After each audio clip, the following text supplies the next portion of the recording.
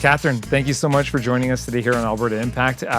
Really excited to have you here because there's some really cool things that are coming up that you yourself are directly involved with. And again, thank you so much for coming in. Thank you for inviting me. Absolutely. Bryce. Good stuff. So let's start with you. Tell us a little bit about yourself, where you come from. You're involved with Norquest College. You're the board chair with the 1,000 Women. Yes. Kind of tell us your journey on where you came from and how you got to this point.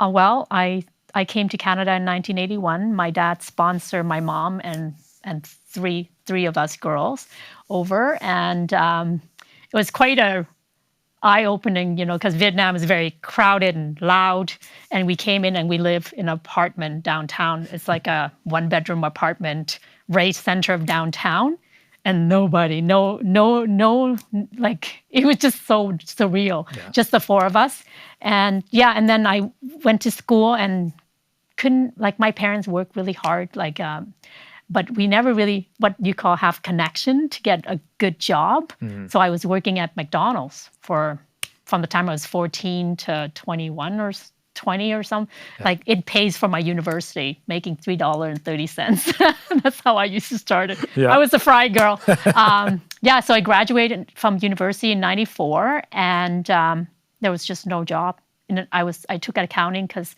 I was very shy at that time, and I'm just not good at coming out and looking for jobs. So accounting, they come and recruit you. So that's why I picked accounting. Was never good, never, it was just not good. Interested. Yeah, so then they came, I got interviewed with 2 companies, but I didn't get a job, and that was the end of my accounting career. Wow. And I was looking for a job, couldn't find it. Finally, I found a marketing job for an IT company owned by an accounting firm. Oh. That's how I kind of got in, and I was making $8 an hour, and my friends at IGA was making $20, and I was like, something's not right. Something's not right? But I worked there for 3 years, and then we hired a senior person, and he said, you can probably do this on your own, and I was like, I don't know really anything about IT and starting a business, but I'm willing to learn. I thought, if I fail, I can just come home, live with my mom. That was my Take a lesson home. You're right. Yeah. So we took the plunge, and he taught me how to cold call. And that was a really amazing skill to have, because you just learn to ask for things and not be so vested in the result of yes or no. Right. And I think my training in cold calling helps me with all the fundraising I do for charity after, because I wasn't afraid to ask, because it's not about me. It's about asking for the cause that I support. So I do Run for the Cure, all, like, so many fundraiser, and I like to have fun. So I always recruit teammates, but that's how I kind of got onto Norquest, because a lot of my friends started the Norquest 1,000 Women movement, but I could never join. So in 2017, that's when I first came. But, I started an IT company without knowing anything in IT, and just kind of the faith of the community, and just doing good work and having good reputation. That was more like my intuition on how to run a company, and treat people like how I want to be treated, and just be honest. And that's kind of the backbone of how Proactive started. And I also have a 32-year-old brother with Down syndrome. And when he was born, he's 20 years younger than I was. And we didn't know anything about Down syndrome, right? So I remember going to the library and researching and saying, we don't know much, but we need to volunteer and be part of the community so that we learn. And that's how I got involved with Family Voices, Inclusion Alberta. And then the volunteering start to happen, because, in business, you do your marketing and sales stuff, but I'm not sure I would be such a big volunteer and philanthropist if it wasn't for my brother, Daniel. Gotcha. Because he's kind of put me on the fact that, you need to join stuff and be part of the community in order to help whoever you need to help. And so I've just been on a lot of boards, nonprofit, and it just gives me joy. Yeah. Sometimes it's over 50% of what I do is the nonprofit stuff and not the business stuff. But that's why I love my company, because it it suits the lifestyle. I mean, I'm not in it to make $1 bazillion, and I just want to have a good living and give back to Edmonton, which is a city that I love. Well, you're following your passion, and makes life so much easier to follow your passion. And I didn't even know that was my passion, right? Like it just kind of like naturally it fell into you. Yeah. Yeah, like that natural entrepreneurial spirit was there, and then you're paying it forward with what you receive. Because you've been kind of in the grassroots, you've been ingrained in this ecosystem of entrepreneur and the local entrepreneurial spirit as well for such a long time, coming out of school. And then I mean, you took a pretty big leap of faith to go, you know what? I'll try this on my own, not knowing a lot from what you said. Nope. That's pretty wild. Yeah, and I know that it was it held me back a little bit not knowing the technology, because I always felt like I didn't have the knowledge to talk about IT because I wasn't very computer literate at the time. But in 2012, I got invited with Tech Women Canada, and to represent. Like they pick an entrepreneur from each province in technology to go to Silicon Valley. Gotcha. So it was like mind-opening. Eye-opening. And you know what? It really brought home that I might not know how to do the exact IT, but I understand IT. I know what the pain and the treasures of IT are. Yeah. And so I come back and I talk more about IT after that. But before, a lot of people had no idea I own an IT company. It's always like, do you own like a hairdressing, fashion, whatever? It's just not IT. Yeah. So, and it just taught me that I need to talk more about the IT because I do know it. And if I don't know it, we have a great community here that I can pick up the phone and ask and connect you to the right people. Right. And that's another joy that I love, is connection of different people and projects together. Yeah, like your passion is people. Yeah. IT is kind of like the gateway, but your passion is the people more than anything. The people and that's what, from our conversations off camera, is what we really get from you, is just you just love people and you want to help, and you know where you picked your lane on where you want to help people. Yeah. And that's super awesome. So that leads us into Norquest. Again, woman entrepreneur in this ecosystem from pretty much day one. You could probably write a book on just the navigations, the changes, the advancements that you've seen throughout the years. And you've nurtured those advancements through both your company and your involvement through your philanthropy. So maybe just take us a little bit through some of the initiatives that you do support through the college. I know we've got 1,000 women, and kind of maybe tell me how you got led into this piece. Yeah, so 2017 was when I started going to the luncheon, and then I came on the committee, and then was in charge of sponsorship. And when I came on, it was the Child Care Center at Norquest. Oh. So I don't know if you know the Child Care Center. No. We have the Child Care Center that is part of the 1,000 Women Initiative. So first, we started in 2010 with the intent that if we can have 1,000 women donating $1,000, we'll raise $1 million toward an endowment. And they did that in 3 years, I think.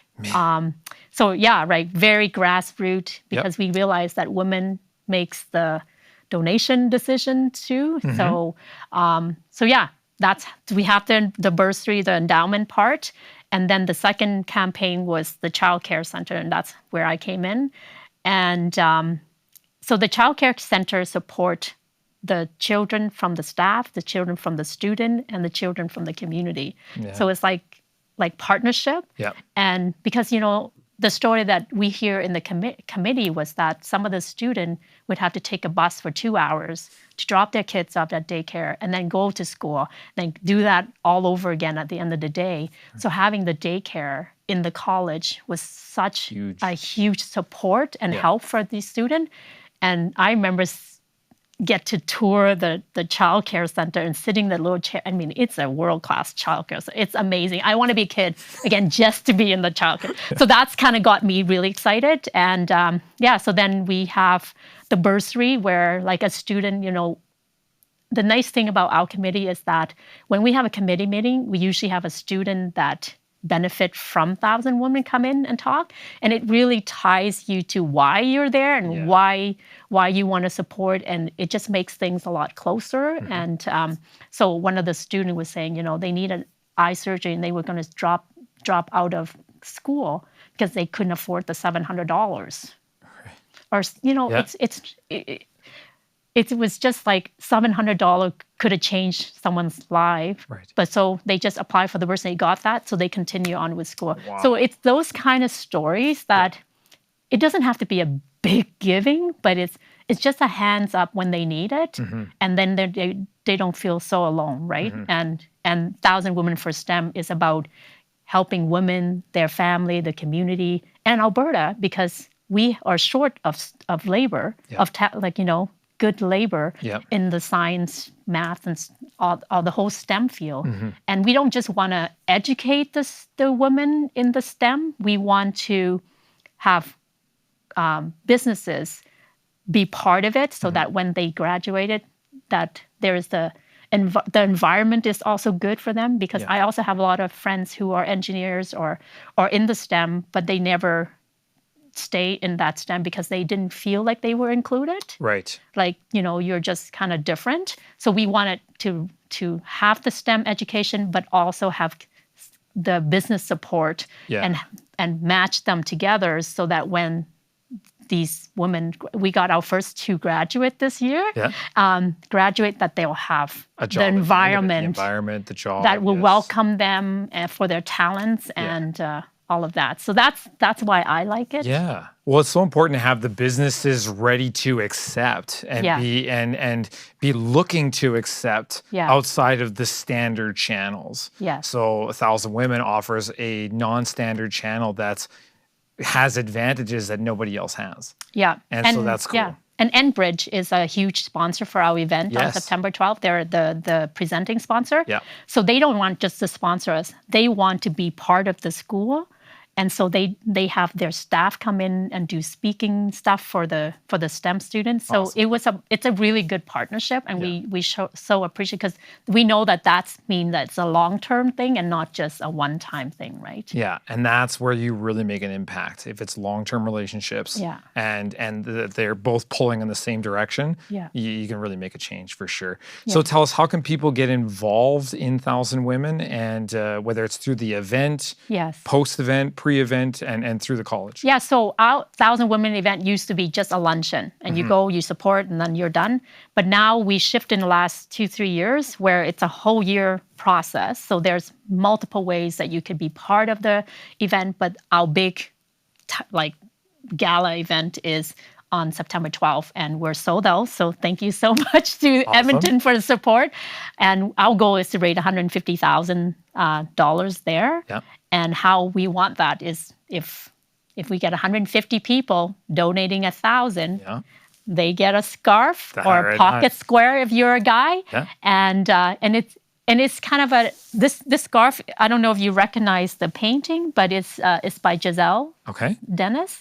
So she's paints and donate her paintings and stuff. And then she did one. We commissioned her to do this one, and then we print it, because every campaign has a scarf. Okay. So this is our 4th scarf. Awesome. So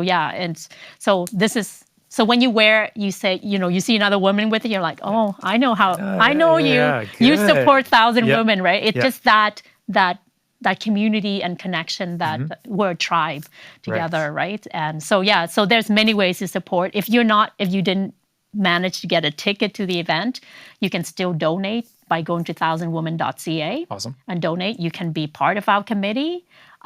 We have a phenomenal committee. I think there's like 20 of us, plus the Norquest staff, and they're phenomenal. Like they give such good support to our committee. Yeah. And we're women and men, even though it says 1,000 Women, it's women and men. And but we started out as women, so the name we didn't want to. We're talking about the name and how that would mean, right? Because we don't want to exclude the men, because we welcome men, and there will be men at the event. Yeah, absolutely. And there's men on our committee. Yeah. And so it's just, people don't know that, but yeah. Well, it's a great way to keep it all cohesive and, Yeah. and bringing the men into it as well. Yeah. And they want to support. Yeah. And I know, it's because really good. I when I invited them, I was like, it's 1,000 women. Are you sure you're inviting the right person? I'm like, yes, I know. You're going to be there, and it'll be women and men, and it's just educating people on that. And but yeah, there's many ways to support 1,000 women. Perfect. Or you can even host an event yourself. Oh, okay. Yeah, so we have events that people can host and just put us as, and we'll help with the promotion of it or Good stuff. helping whatever. So we have 3 committee, like we have the sponsorship, we have communication, and then we have fundraising. So that fundraising will be the one responsible if you wanted to host a private event for 1,000 Awesome. women. Awesome, right on. Well, Catherine, thank you so much for coming Thank you, on Bryce. and Hope I didn't sharing. just yap off. No, it's bang on. Like this information is so valuable for people, and we hope to attract more attention to the organization. It's a great initiative and a great program because it's obviously working and it's doing a phenomenal job. And like you said before, we've got such a shortage of good talent and good labor and good minds, just as a whole. Yeah. And something like this, the community is so important when it comes to nurturing those individuals. And Have you ever been into Norquest yet? oh yeah, absolutely. Oh yeah, the diversity of culture there, Yes. the inclusion, like it just, and we can help with education, and it gives them a better life for their family. You betcha. Just like Absolutely. it did for my mom. Exactly. She learned English. And you Alberta came full vocation. circle because She learned English Yeah. as a second language in 1981, and then I became so ingrained in 1,000 Women in like 2018, I guess. Yeah. And then just realized, wow, this is how my mom started. Isn't that wild, eh? Yeah, so you just never know, right? Nope. Absolutely. Awesome. Again, Thank thank you, you so much. Appreciate it. And good luck with the event. And Thank you. I hope many you're going to more be there come. too. Absolutely. Oh, You well. got her. Thanks. Good stuff.